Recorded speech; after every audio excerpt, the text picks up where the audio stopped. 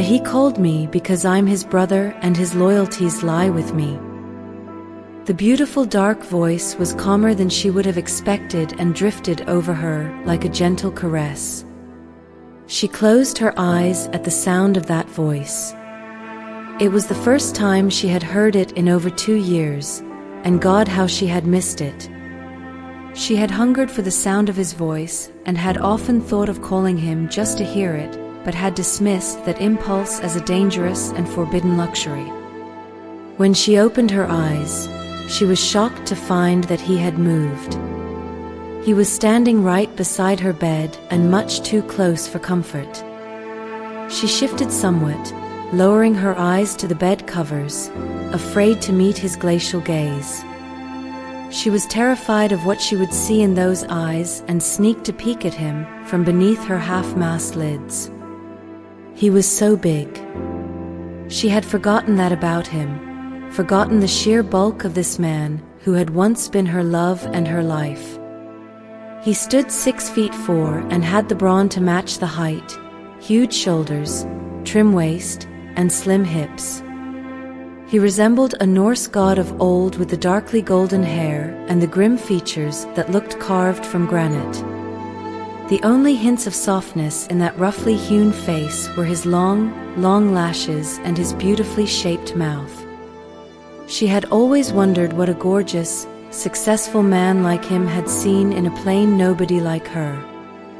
She was an awkward and gangly woman who had long legs, a skinny body, and the gracelessness of a giraffe.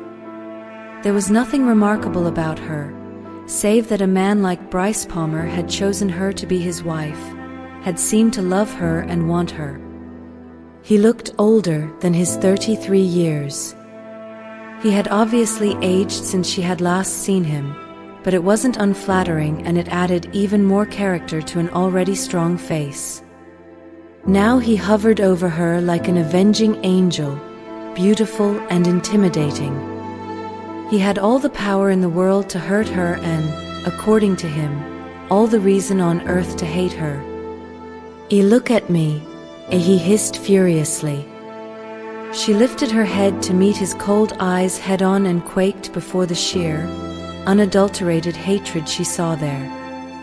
You took everything from me when you left. You stripped me of all dignity, left me bleeding by the roadside, and you never once looked back. I will never forgive you for that, Bronwyn. You told me to go," she defended herself weakly, looking down as she spoke, and was shocked when his huge hand reached out and grasped her fragile jaw. His grip was so unexpectedly fierce that she cringed a bit. She sensed Rick moving to intervene, but Bryce let her go abruptly. Look at me when you talk to me," he gritted out savagely. You did this to me.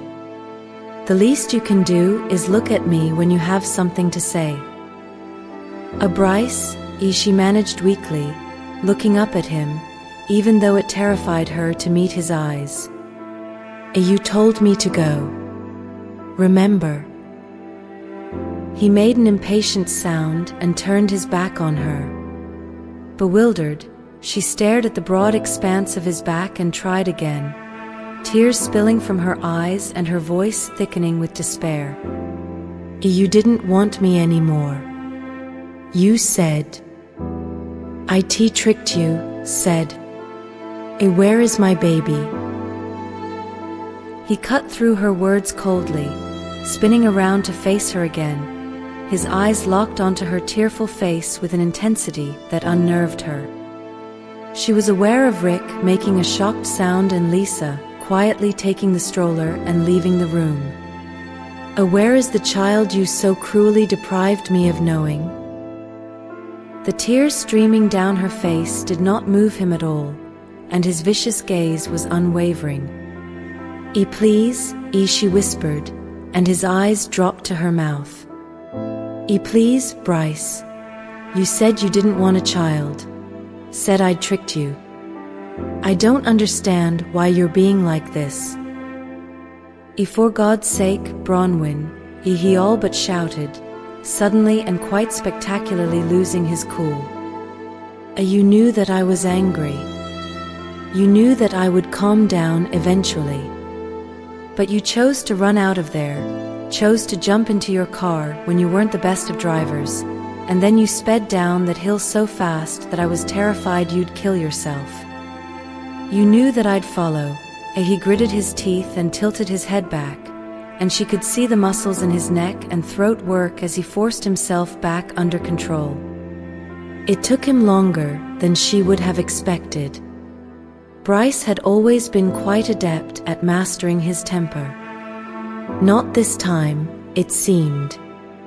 While he managed to damp down the rage, she could still feel it simmering dangerously below the surface, and it unsettled her. She didn't quite understand where all this anger was coming from. Where is my child? He growled dangerously, and Bronwyn's eyes flooded as she thought of her beautiful little girl. Kayla had every right to know her father and vice versa. It was just that, up until now, Bronwyn had had no clue that Bryce wanted to know his daughter. She thought of the 2 weeks she'd spent at their holiday home in Nisna, waiting for him to come. Yes, she had known that he would need time to calm down, and she had known that once he thought things through he would come for her. There had never been a doubt in her mind that he would want her and their baby. But he hadn't come. He hadn't come to the most obvious place, the one place that she had been certain he would look, the place where they had spent so many happy hours together. And as the hours had turned into days and then into weeks, Bronwyn had been forced to face the reality of her situation. He had meant every cruel word. Bryce did not want their child, and as a consequence, he no longer wanted her.